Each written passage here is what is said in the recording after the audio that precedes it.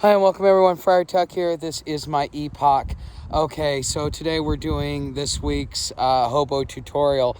And I want to talk about something that I talked about during the live stream because I think that this is something that's important, especially for those within the community that consider themselves preppers or are preparing to possibly be homeless because they know that they're not too far away from being homeless themselves.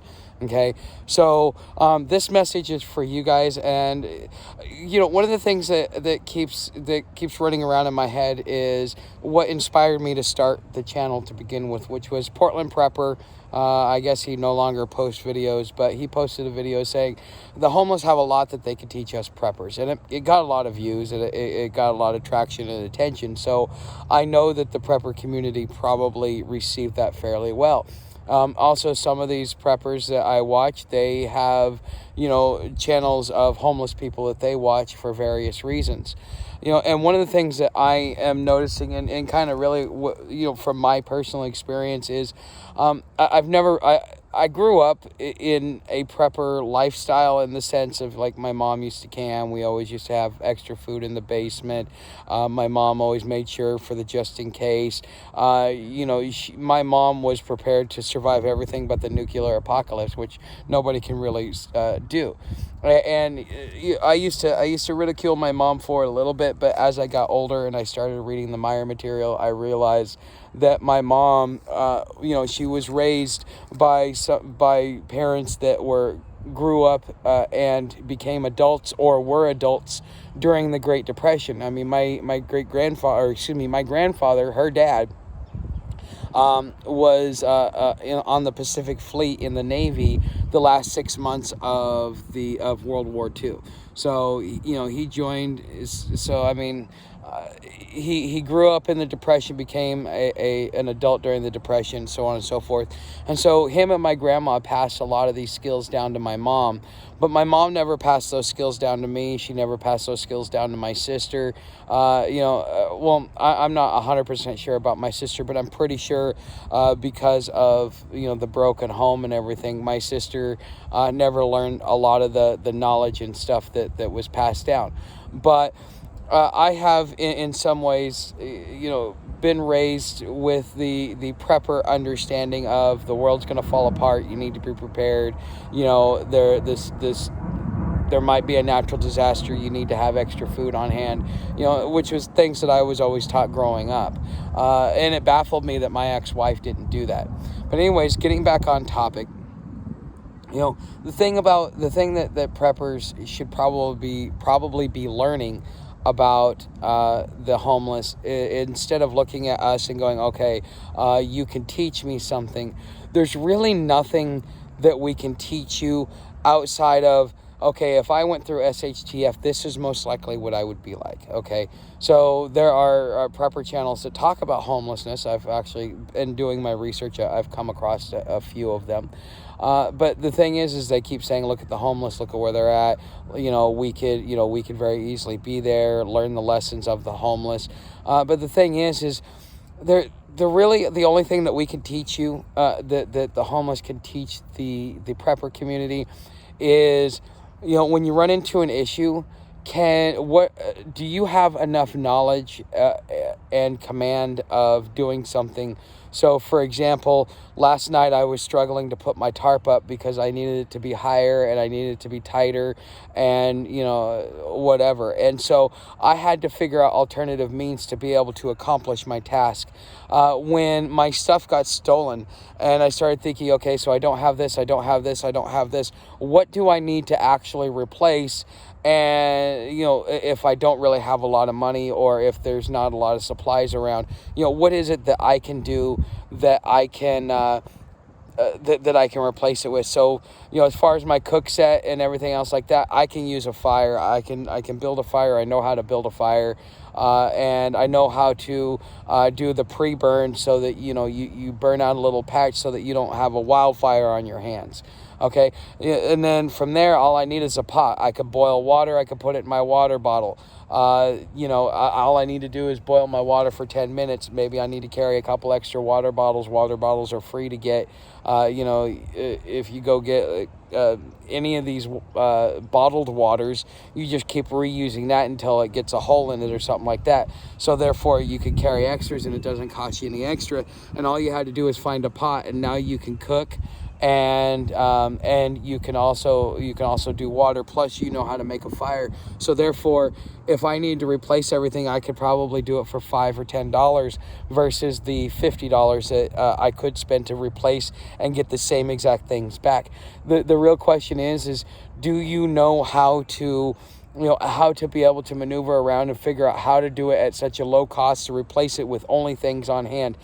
You have to get good at being a MacGyver. That's what homeless can teach you, but it's kind of hard to document things like that because they're one-off situations and things like that. If anything, and as I said during the live stream, is that we are a reflection of the prepping community, of what you guys will look like when the whole world falls apart, you lose everything, and all you got is what you can carry on your back, and you're being forced to migrate either for civil unrest or various other things such as climate change or natural disasters or military disasters, or even commercial disasters like what happened in Flint, or what happened in Ohio, where they basically had a nuclear bomb go off there. And, it got hush-hush. Nobody really talks about it. But, it still happened, and those people are still facing everything.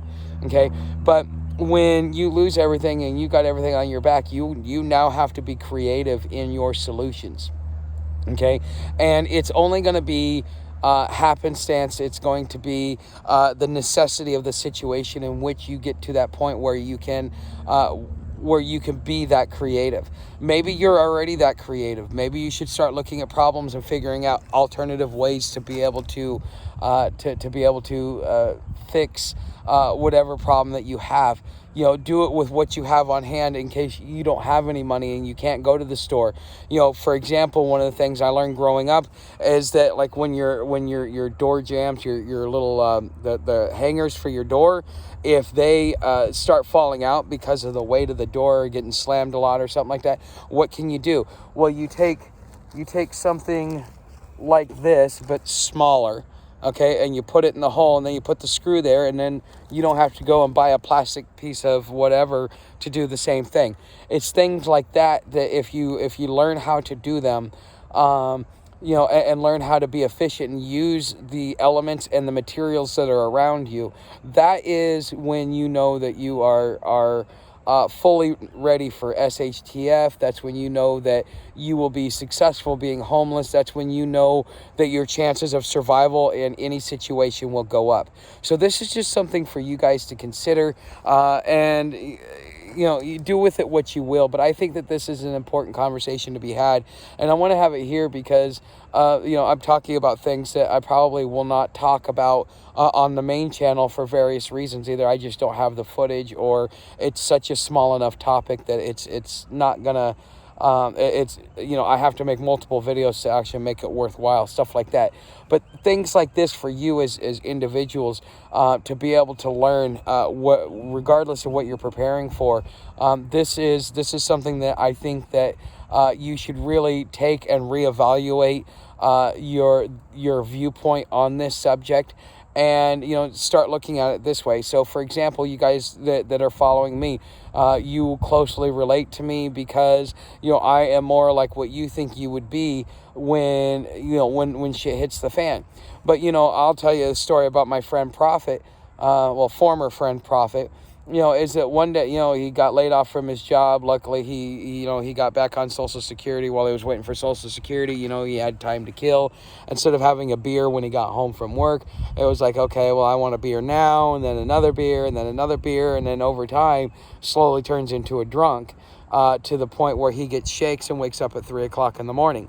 Okay, and so just to think, oh well, the drug problems won't happen to me. One day you'll decide you want to have fun, and something will come across your path, and you will make a choice: do I want to do it or do I not?